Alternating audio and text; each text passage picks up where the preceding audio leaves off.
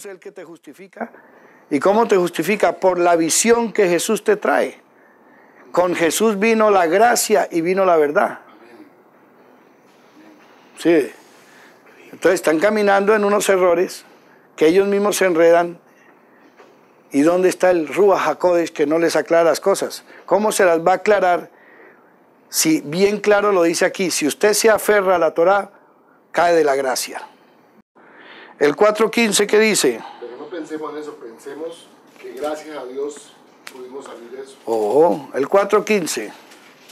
Dice, la ley en efecto acarrea castigo, pero donde no hay ley, tampoco hay transgresión. Eso.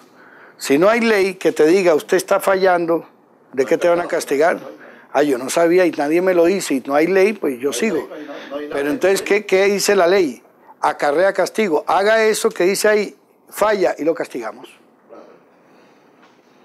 Entonces, ¿cuál es el evangelio o la buena noticia de Jesús? Que ya no es por la ley, por las obras, sino por la ley de la libertad, a conciencia. Son, ¿sí?, dos cosas muy diferentes. Vamos un momentico al 6.14. Porque el pecado no se enseñoreará de vosotros, pues no estáis bajo la ley, sino bajo la gracia. Listo. Si estamos siguiendo a Jesús o a Yeshua, primero que todo, si somos judíos en Cristo no hay judío. Si somos gentiles en Cristo no somos gentiles. ¿Por qué? Porque en Cristo, por el bautismo, Ya se acabó. ¿cierto? Somos nuevas criaturas. ¿Qué significa nuevas criaturas? Que no somos ni judíos ni somos... No somos ni judíos ni somos gentiles. Somos nuevas criaturas. El Espíritu Santo nos está engendrando para ser hijos de Dios. ¿Ya? Y no me va a decir que en el universo, en los cielos, los hijos de Dios son judíos. O son gentiles. No, somos nuevas criaturas. Entonces, ¿qué lo dice ahí claro? Dice que ya no estamos bajo la ley, estamos bajo la gracia. ¿Sí? Ese regalo de Dios bajo la gracia. Y si vamos a estar en unas relaciones con el Padre y con Jesús, ¿sí?, ya nadie te va a castigar. Tú mismo, si cometes una transgresión, ven al Padre en el nombre de Jesús, lo tienes de defensor. Hablemos de eso, ¿no es cierto? Vea la diferencia que es. Vamos un momentico a leer el 10.4. Es que la carta de Pablo que le envía a los romanos, a los judíos que están en Roma, es clara. Si el judío mesiánico cree que siga a Jesús, que se apegue al Nuevo Testamento. Pero viven es el Antiguo Testamento y todo es el Antiguo Testamento. Y bueno, y entonces Jesús no selló un nuevo pacto y una nueva historia. Entonces hay muchos judíos mesiánicos que ahora están denigrando de Pablo y lo llaman el traidor. Y se dicen mesiánicos. O sea, están rechazando a los mismos enviados de quien dicen seguir. Si pudieran, apedrearían a Pablo, apedrearían a Pedro, apedrearían a todos los que tienen que ver con ese tal nuevo pacto. Entonces están actuando con la mente natural, con la mente del diablo más bien.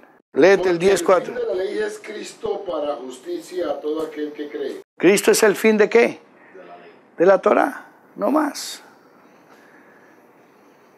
Más claro para dónde. Para justicia a todo aquel que no cree. Sí. ¿Usted cree en Él?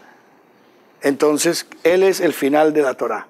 Porque todos los que dependen de las obras de la ley están bajo maldición. Pues escrito está, maldito todo aquel que no permaneciere en todas las cosas escritas en el libro de la ley para hacerlas. Entonces dicen que siguen la Torá pero no pueden cumplir con las 613 normativas. Entonces, ¿qué quiere decir? Que son malditos. No puede, no pudo, todas. Entonces se dicen que siguen la Torá, que son 613 normas, y no se dan cuenta que son malditos delante de Dios. ¿Por qué?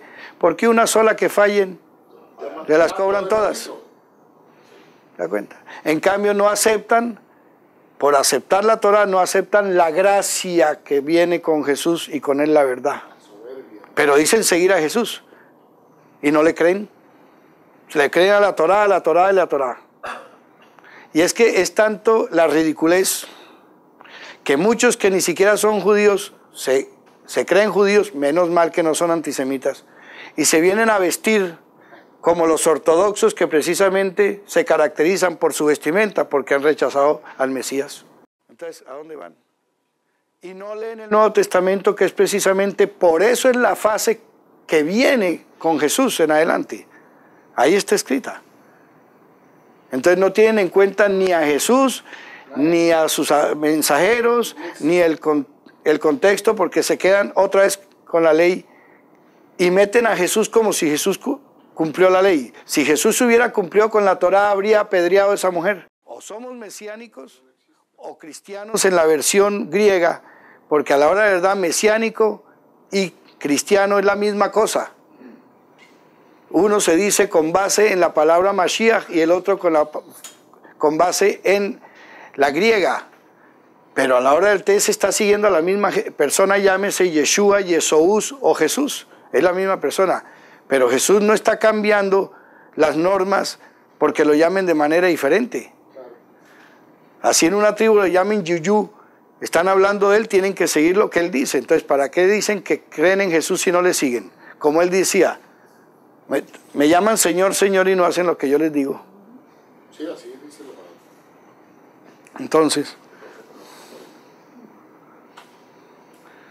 Entonces los que dependen de la ley, ¿qué pasa en 3:10? Gálatas 3:10. Dice, repito, porque todos los que dependen de las obras de la ley están bajo maldición. Listo. Usted depende de las obras, 613 de la ley, usted está bajo maldición. Lo dice ahí, entonces, ¿para qué ellos se engañan a sí mismos? Están bajo maldición. Claro. ¿Qué dice el 3:13? Del 10:10, el 3:10 al 10:13, ¿qué dice? Ok, sigo leyendo entonces. Y porque por la ley ninguno se justifica para con Dios.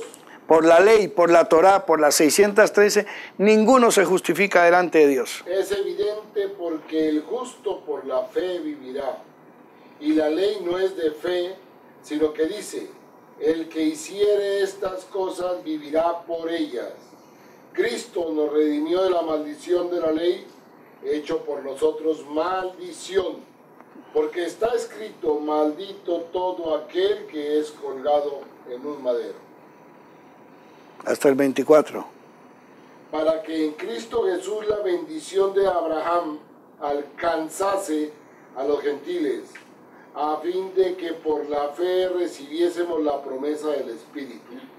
Hermanos, hablo en términos humanos, un pacto, aunque sea de hombre, una vez ratificado, nadie lo invalida ni le añade. Ahora bien, a Abraham fueron hechas las promesas y a su simiente.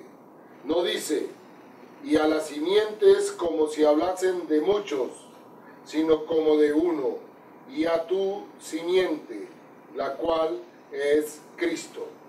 Esto, pues digo, que el pacto previamente ratificado por Dios para con Cristo, la ley que vino de 430 años después, no lo abroga para invalidar la promesa. Porque si la herencia es por la ley, ya no es por la promesa, pero Dios la concedió a Abraham mediante la promesa. Entonces, ¿para qué sirve la ley? Fue añadida a causa de las transgresiones hasta que viniese la simiente a quien fue hecha la promesa, y fue ordenada por medio de ángeles en manos de un mediador. Y el mediador no lo es de uno solo, pero Dios es uno. Luego la ley es contraria a las promesas de Dios en ninguna manera, porque si la ley dada pudiera vivificar, la justicia fuera verdaderamente por la ley. Mas la Escritura lo encerró todo bajo pecado, para que la promesa que es por la fe en Jesucristo fuese dada a los creyentes. Pero antes que viniese la fe, estábamos confinados bajo la ley, encerrados, para aquella fe que iba a ser revelada. De manera que la ley ha sido nuestro ayo para llevarnos a Cristo, a fin de que fuésemos justificados por la fe. Ahora, fíjese que ese mensaje no está para los gentiles,